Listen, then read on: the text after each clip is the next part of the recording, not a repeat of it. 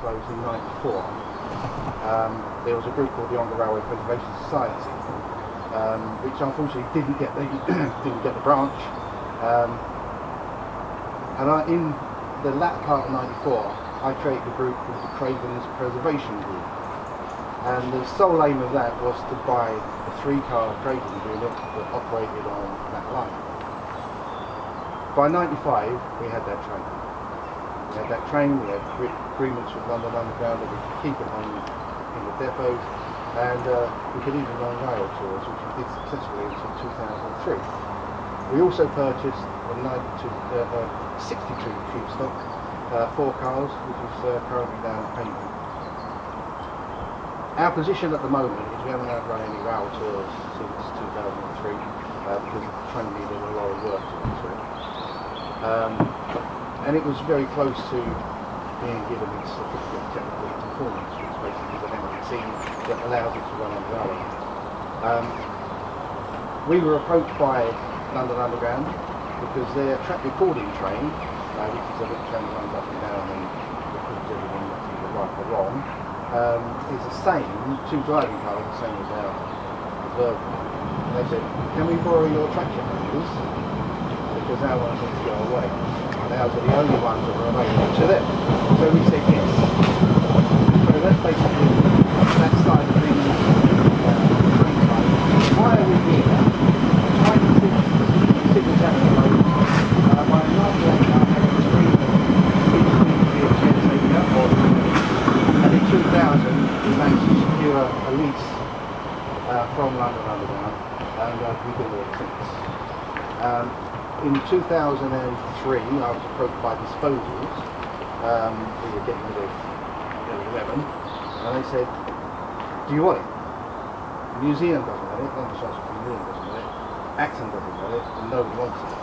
Do you want it? And I said, well, I don't even know what the 11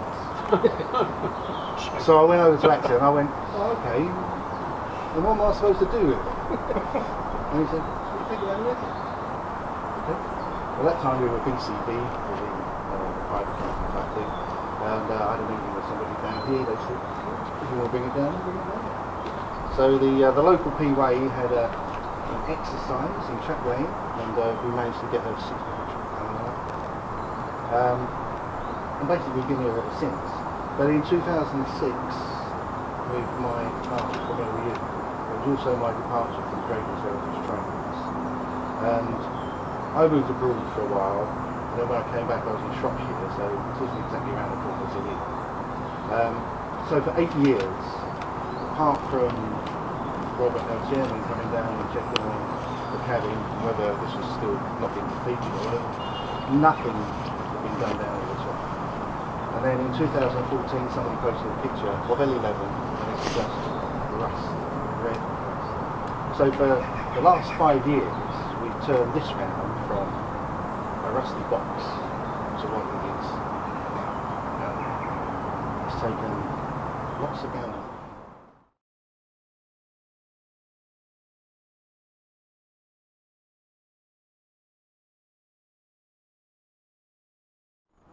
Okay, good morning everyone. So yes, my name's Dale Smith, I'm the head of line operations on the Central Line. So I'm actually here on behalf of Nick Dent, who's the director of line operations, who unfortunately couldn't make it today, so I'm very honoured to be here on his behalf to attend this sort of quite inspiring and unique project. I think just getting the feeling from everyone around here, I think it's really impressive that the effort that everyone has put in, and obviously the love that everyone has got, and with the railway and London Underground in general, to sort of give up so much of their own time to restore, the locomotive and obviously the single cabin that we're about to see.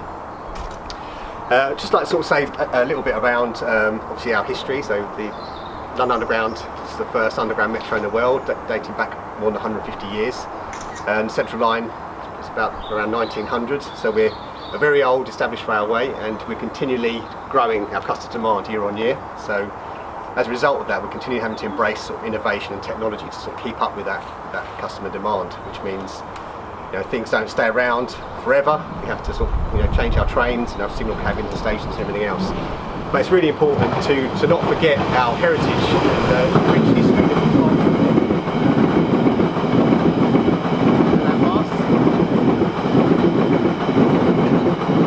It's really important actually, we don't forget our history and our heritage, because of course, whilst the things that we're going to see today are sort of now outdated, or they've been superseded with new technology, at their time they were sort of seen to be world leading, and actually we generally set the trend for other metros and railways around the world.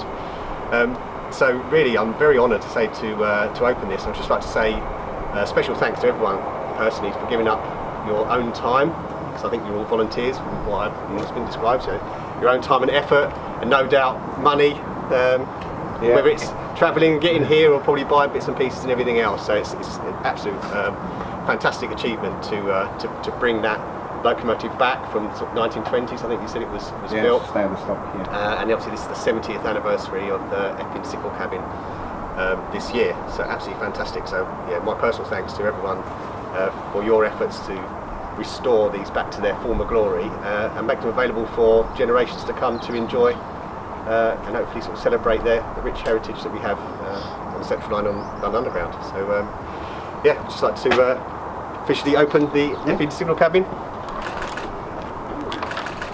Thank you.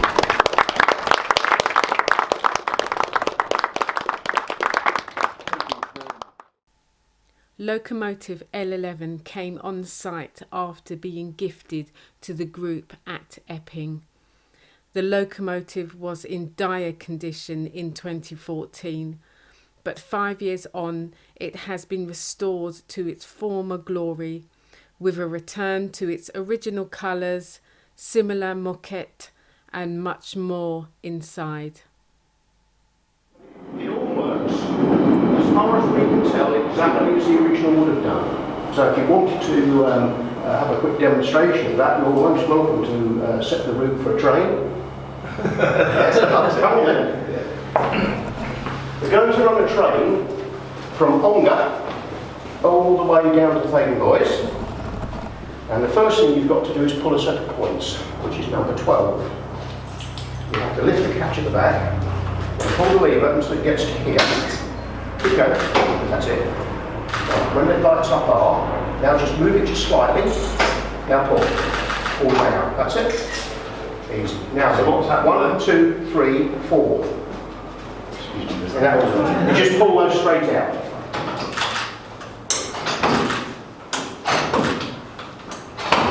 Okay, now that's cleared the signals. It's accepted the train from North Weald, and then you pull the signals. Those two are the two approaching from North Weald towards the station. That's the one on the end of the platform at Epping Station, and that's what they call the advanced starter, which is just down there.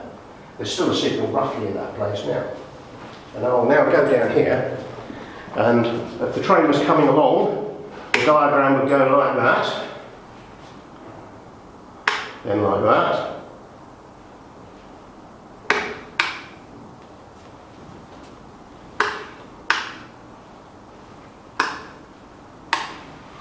How old are each of those sections? They vary. I could tell you if I went and looked at the yellow peril, because they're in the yellow peril. The signals have gone back to bed. And then obviously the train was sitting at the station for a while. And whilst now we've got to where we have, the train's actually gone past number 2 signal, and it's gone past number 3 signal. So you can put number 1, number 2, and number 3 back.